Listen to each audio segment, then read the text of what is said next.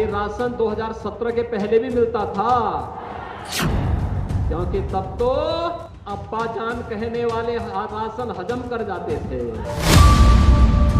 मैं आपके पिताजी को अब्बू जान कह के बुला सकता हूँ? ये भाषा मुख्यमंत्री होगी। जिस मुख्यमंत्री की भाषा ऐसी हो, उसके मंत्री उसके सहयोगी कैसी भाषा बोलेंगे? बीजेपी का चाचा जान आ चुका है उत्तर प्रदेश में, ओवैसी नाम का। हम तो आए हैं उत्तर प्रदेश से बीजेपी को हराने के लिए इंशाअल्लाह ताला। मनरेगा का मकसद ये है, उत्तर प्रदेश से योगी दोबारा मुख्यमंत्री ना बने। ये सब ए और बी टीम है, इनकी चाल समझने की जरूरत है आपको। अयोध्या में भगवान राम का भव्य मंदिर आप देख रहे हैं ना, क्या ओवैसी रहते तो क्या मंदिर बनाते? गांव में अगर कब्रिस्तान बनता है तो गांव में स्मशान भी बनना चाहिए। नमस्कार, मैं हूं पंकज झा और पंकज का पंच में आज बात अब्बा जान से लेकर चचा जान तक की राजनीति की। और आखिर यूपी की इस राजनीति में इस बार किसका खेल बन सकता है या फिर किसका बिगड़ सकता है। वस्त्र भगवा, पहचान गोरखनाथ मठ, व्यक्तित्व सन्यासी और विचार हिंदुत्व। वो हिंदुत्व जिसमें आग भी है और तेवर भी। लेकिन ऐसी पहचान वाले मुख्यमंत्री योगी आदित्यनाथ की जुबान से बार बार अब्बा जान क्यों निकल रहा है? तो इस क्यों का उत्तर साफ है। इस अब्बा जान का तीर उस 19% मुस्लिम आबादी के जज्बातों पर लग सकता है, जिससे हिंदू और मुसलमान का ध्रुवीकरण हो सकता है। और अगर ये ध्रुवीकरण हुआ तो उसका फायदा उसको ही होगा जिसके पीछे 79% लोग लामबंद हो सकते हैं, यानी हिंदू वोट।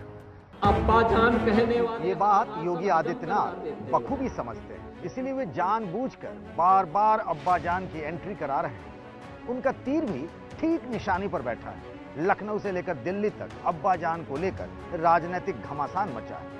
पूरा विपक्ष योगी हाय हाय कर रहा है, पर इतनी हाय तौबा क्यों? पिछले चुनाव में योगी आदित्यनाथ इसी लोकसभा के सांसद थे। अब फिर से चुनाव आ रहा है तो जो होना था वही सब हो रहा है। मुख्यमंत्री बनने के कुछ ही दिनों बाद योगी आदित्यनाथ ने मुझे अपने एक इंटरव्यू में ये बताया था कि 5 साल बाद अगर चुनाव होगा तो फिर वो क्या करेंगे, अपना खेल कैसे बनाएंगे और दूसरों का खेल कैसे बिगाड़ेंगे। भी कहते हैं ना कि योगी जी आजकल बदले बदले से नजर आते हैं। मुझे भी लगता है। कैसे? क्योंकि हम जिनको चुनाव से पहले जानते थे वो आक्रामक तेवर वाले योगी जी, अब हमेशा मुस्कुराते हुए योगी जी, बहुत संभल के सबका साथ, सबका विकास, सबके विकास की तो बात हम पहले भी करते थे। अब आप टीका और टोपी दोनों में फर्क वाली बात नहीं करते। टीका तो मेरा आज भी लगा होगा। टीका में कोई कमी है क्या? नहीं। सर्दी आएगी टोपी भी पहनेंगे। कुछ बदल गए हैं ना? नहीं, कोई बदलाव नहीं है। जो मैं पहले था वही आज भी हूँ।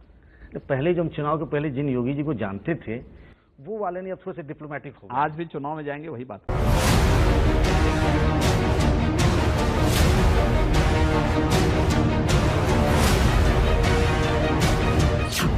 योगी आदित्यनाथ इन दिनों एक अलग एजेंडे पर हैं। वे चुन कर उन विधानसभा सीटों पर प्रचार कर रहे हैं जहां पिछली बार मोदी लहर में भी बीजेपी हार गई थी। इस बार योगी ने 350 सीटें जीतने का लक्ष्य रखा है। पिछली बार बीजेपी को 312 सीटें मिली थी। योगी जानते हैं इस बार हिंदुत्व की लकीर और लंबी खींचनी पड़ेगी। यूपी के पिछले चुनाव में चेहरा, नाम और काम सब पीएम नरेंद्र मोदी का था, तो नारे भी उनके ही चले। मोदी, मोदी, मोदी, मोदी।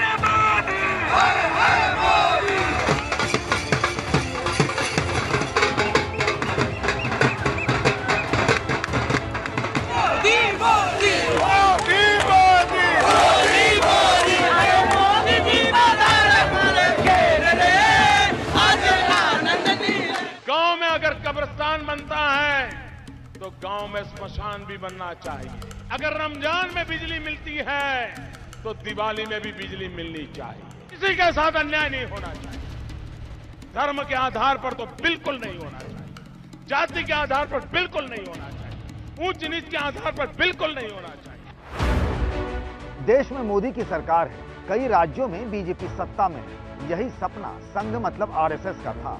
एक एक कर उसके एजेंडे पूरे हो रहे हैं। हिंदू राष्ट्र आज भी उसका लक्ष्य है, या फिर ऐसा कहिए कि अंतिम लक्ष्य है। बस उसी तरफ अर्जुन की आंख की तरह संघ नजर गड़ाए है। बस यही बात कहने और बताने का तौर तरीका बदल गया है, क्योंकि सत्ता में आज उसके अपने हैं और विरोधियों को भी अपना बताना है।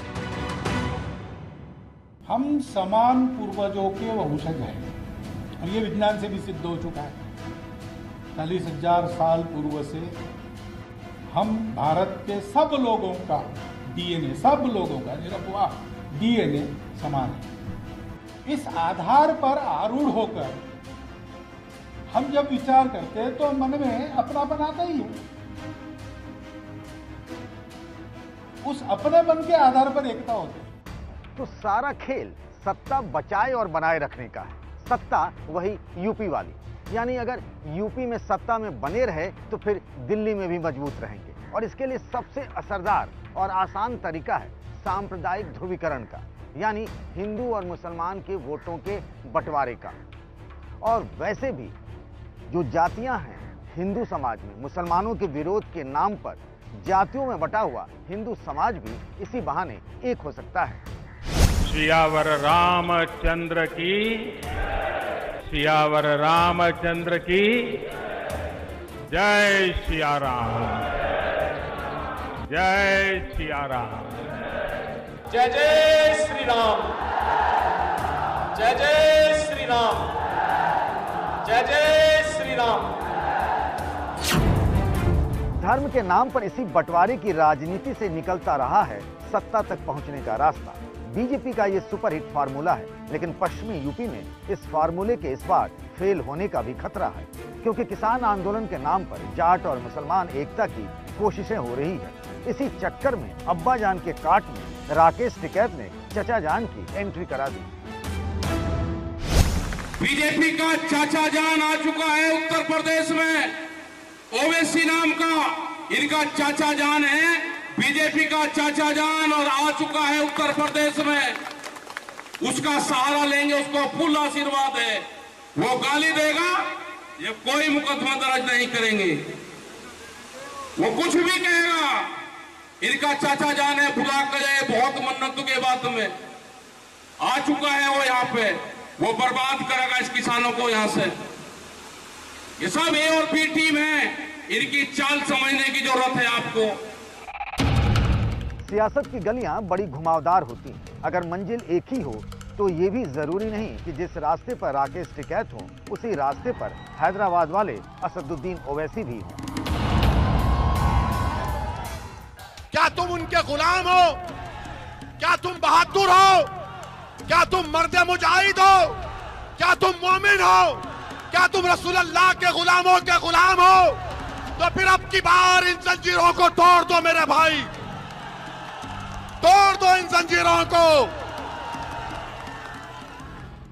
2013 के मुजफ्फरनगर दंगे के बाद से पश्चिमी यूपी की राजनीति ही पलट गई है। जो इलाका कभी बीजेपी के लिए कमजोर कड़ी था, वो बाद में सबसे मजबूत किला बना। दंगे के बाद मुसलमानों के खिलाफ जाटों ने बीजेपी को अपना मान सम्मान बना लिया, और फिर बीजेपी के लिए जाटों ने ऐसी हवा बनाई कि फिर पूरे यूपी में कमल खिला। सहमत है, उसका बदला देने का जो समय है वो अब लाठी गोली का समय नहीं है। मुगलों का जमाना था जब तलवारें तीरे चलते थे और बदला लिया जाता है। अब बटन दबाना पड़ता है बदला लेने के लिए। बटन सही जगह पे दबाओगे तो जिन्होंने ये काम किया है उनको अपनी जगह बता दें।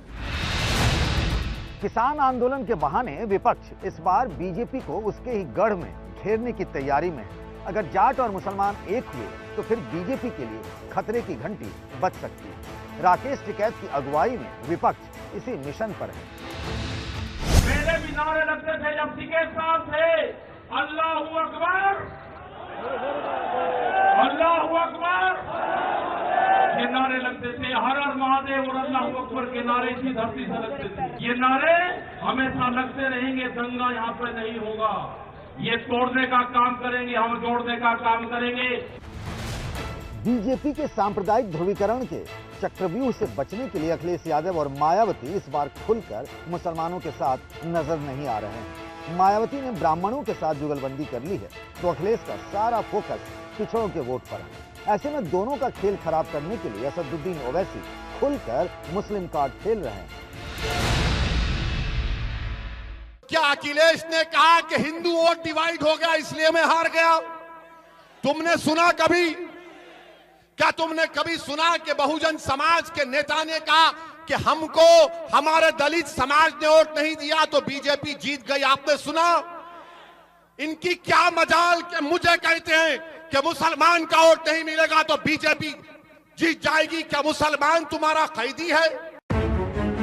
ओवैसी यूपी में अपनी पार्टी AIMIM के लिए राजनीतिक जमीन तलाश रहे हैं। जब हम बात इस राजनीतिक जमीन की करते हैं तो मतलब मुस्लिम वोट।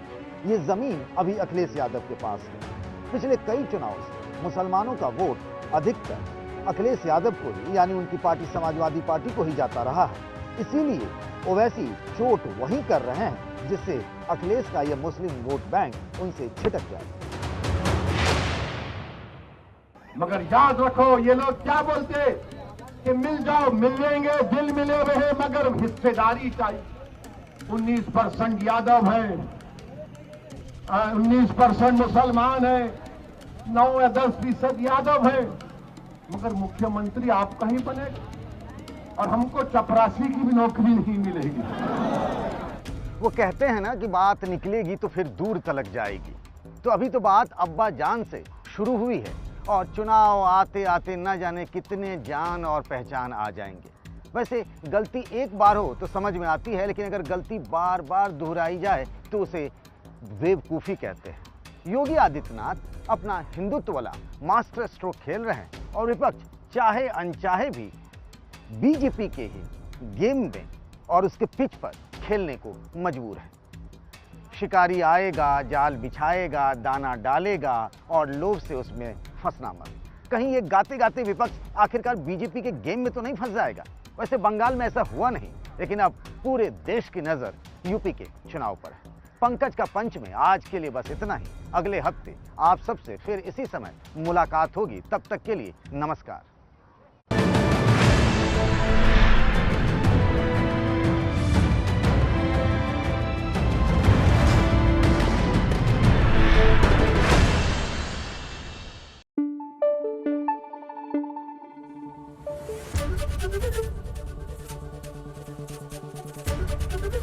ABP न्यूज आपको रखे आगे।